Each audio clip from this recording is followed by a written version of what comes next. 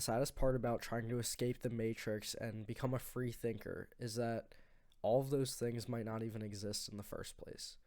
So that was just, did you like that little hook to try to catch your attention at the start, that opening liner? So in this video, I'm not even sure if I'm going to come to a conclusion. This is kind of just me just going off of a stream of consciousness about this topic of escaping the matrix and free thought, and can you even be a free thinker?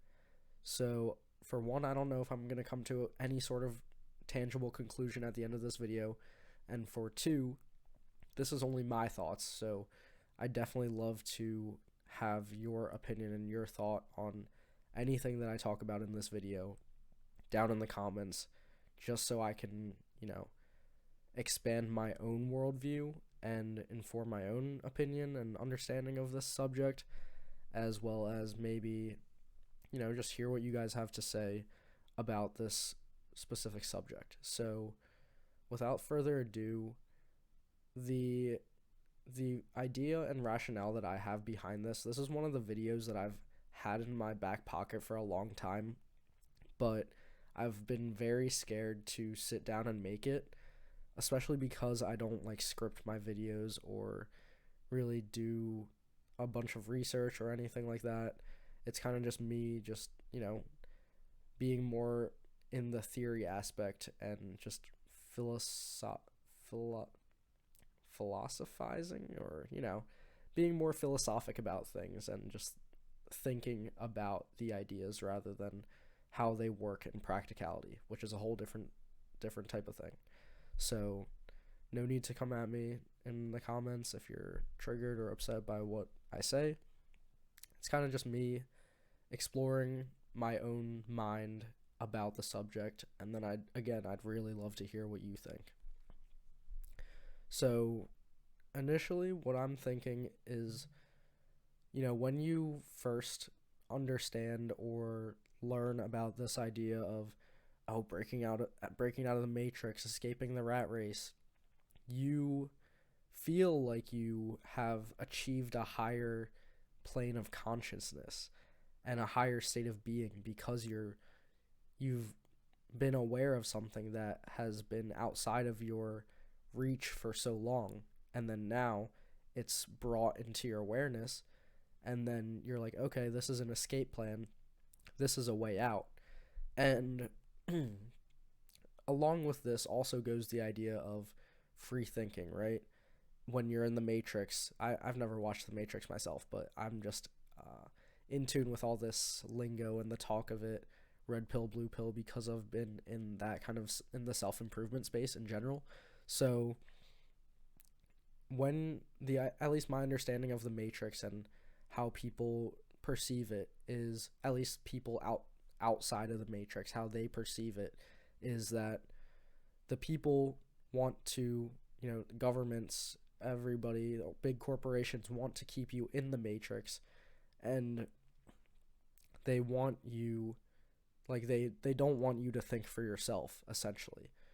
However, when I'm thinking about this idea of free thought and escaping the matrix, and even just that's kind of just the relation, is that if you are someone who is trying to escape the matrix, or people who claim to have escaped the matrix, they claim to be free thinkers, and they are people who think for themselves, and they want you to be able to think for yourself as well too, so then you can escape the matrix. That is my brief gist of what I have been seeing and what I think it is. So if that's kind of how we're going about it, and we're talking about being a free thinker, is that even possible? For one, I don't know if that's possible from my own theorizing and contemplating and meditating on the subject. I haven't been able to find any logical backing to the idea and claims that you can perceive free thought and truly be you can truly be disconnected from other outside influences that are persuading or influencing your thought, because of the simple fact that when you're growing up, when you're learning, even just like learning a language, we learn these things and we learn how to read, we learn how to write just through other people telling us, right? Language, like English, if you're listening to me in English and I'm speaking in English, I didn't come up with that. You didn't come up with that. That was kind of just, you were taught that, which is why it's which is why you know how to use the English language. And growing up, when whoever on the internet made all these different slang words and etc., they are able to use the English language, but it all is derived from what they've learned in English first, right? So that's like the thing for me that I'm not really, where I'm not seeing that you can really be a free thinker, because most of what we have today are just iterations of things from the past. And so even if you think about like a spaceship, that is probably an iteration of an airplane, and then an airplane is probably an iteration of an automobile, or like a kite or something like that, right? So, and then a kite is probably an iteration of some random, like a tree or a leaf or something like that it was modeled off of. So things always continue to go back to things that are learned. So maybe like the only way excuse my cough, I'm still a little bit sick, but like maybe the only way that I'm seeing to be a true free thinker and not influenced by any outside source would just be to like be a baby and then throw them into the wilderness where they would learn whatever they would learn. However, then they wouldn't be able to like communicate all their free thought ideas with us if they never learned English, or and then that even brings up another idea, or another good topic, is like, if you were thinking about that, if you just did that hypothetical scenario of throw a baby into the wilderness and find out whatever they learn, and they'll be the exemplar free thinker, could they even think thoughts? Because when we are thinking about things in our head, it's going on in there in English, right? We're thinking about ideas, having all these different topics go around in our minds. You have the voices in your head or whatever. I hope you don't have voices in your head, but your mind is thinking about things and processing things generally in your language. I think that's what happens in my head, at least, is I think about topics that are on my mind in English, and then I can communicate those things either in the form of expressing my voice like I'm doing right now and talking, or writing it down on paper in my journal or something like that, and then it all comes out through one language, though. Now, I'm sure if you have a different language, like if you know Spanish, or or your native language is Spanish and your native language is German or something like that, your thoughts are probably going through your head in German, like what you're thinking about and how you'd want to articulate these points. But somebody who was never taught a language, would they be able to express their ideas? I would say no. You could go to an example of maybe like somebody who doesn't know English, but they would know American Sign Language or something like that, where they have a medium of communicating. So that's actually a good question that I have as well now, is like, for somebody who's deaf that has never heard the English language, but they know how to interpret things through signing, what does their what do their thoughts sound like in their head? That's actually a good question that I have, and that I have no clue what the answer is. But you'd have to be able to communicate your thoughts in order for you to exist as somebody who can be considered somebody of free thought, I think, because otherwise nobody would be able to know, and nobody would be able to tell if you were a free thinker, if you were truly a free thinker, if you couldn't express those ideas.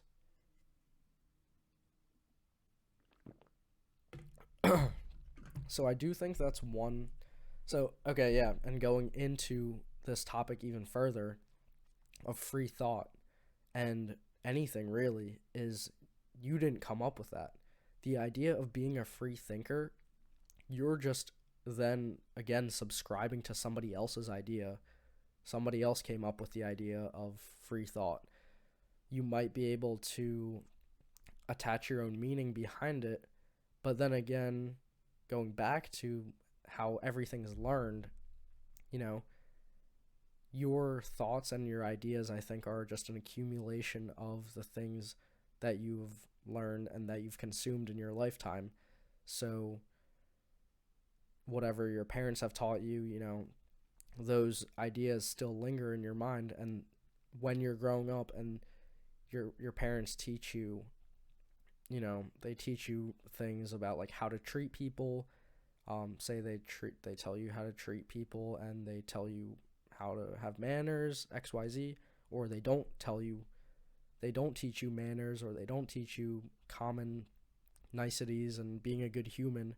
Then when you enter the real world outside of your household, then what you perceive to be normal in your household, because that's what you're taught, you think that's normal, but then to society and to everybody else, your actions and maybe your beliefs might not align. So, not saying that's a good thing, not saying that's a bad thing, but what you would know up to that point would just be what your parents taught you, not all the actual social constructs or the social, norms that are expected of people. And so then what I'm saying is that you could attach a definition to your idea of being a free thinker, but it comes from, maybe who the first person who introduced that idea of free thinking to you, what their definition is.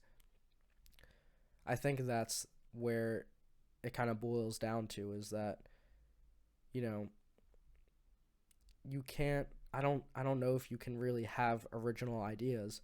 And I've that's something that I've actually struggled with and wrestled with myself is, you know, can you is it even possible to have a brand new fresh idea, or is everything just the same thing but just repackaged or repurposed in a different way to make it look different, but it's actually just the same thing in a different form? And then, is it just like an iteration of something else, which isn't really something wildly new because it's still familiar in some aspects. So this is kind of like why I've been, I guess, avoiding this video in particular, because I don't have it all mapped out and I don't have it all, the idea fully fleshed out in my head, so I have clear talking points. It's kind of just me going on rambling about what I'm thinking about this particular subject, and I have no clue how long this video is, but I hope you just stay along to listen, and